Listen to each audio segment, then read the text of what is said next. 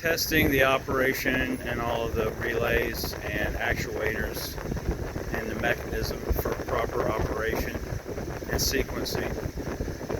I have the hot plate set at 350 degrees low heat and 410 degrees high heat.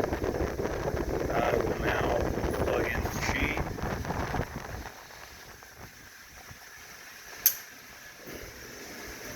These relays energized.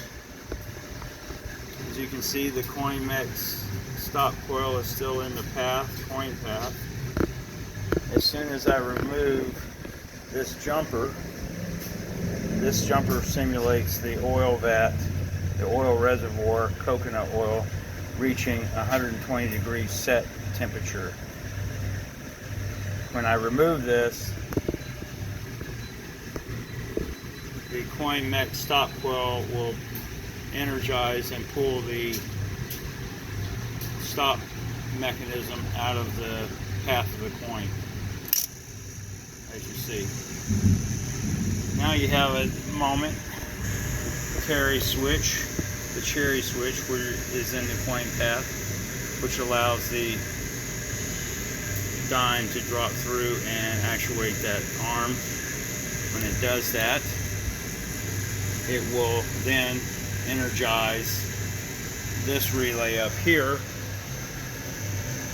which will put it in the high heat mode.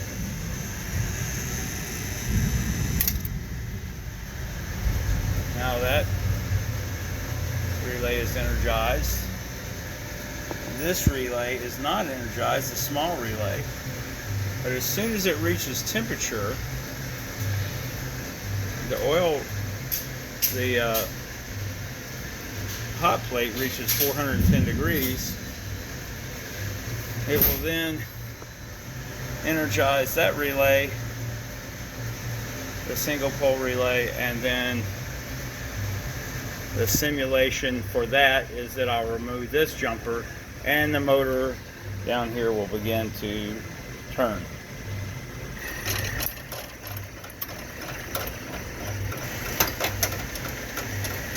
And you can see the popcorn cup has gone over and dumped corn.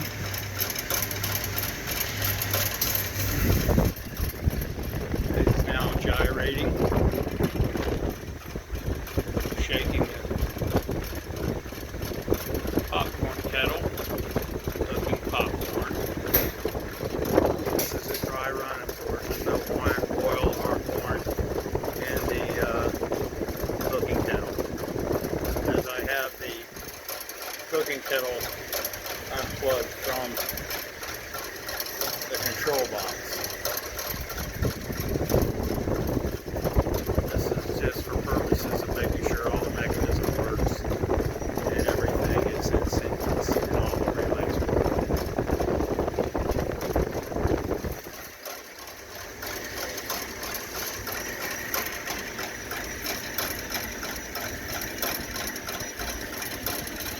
Your motor is, and here it goes, it's going to dump the corn.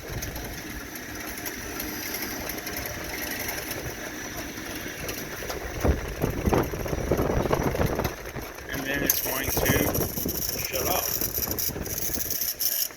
The coin mech stop coil is still energized to allow someone else to come and put a dime in to begin the cycle again.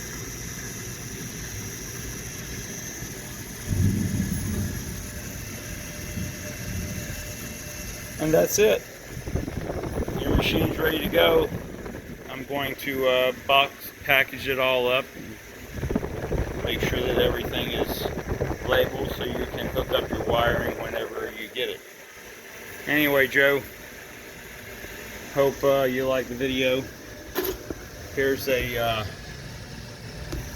picture of this spring. Your motor, your drive motor, is actually weak.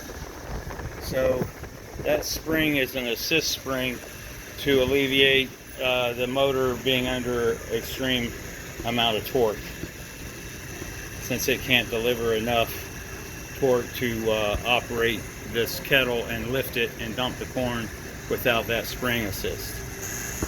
A lot of machines have them, some don't. It just depends on how strong or weak this motor is.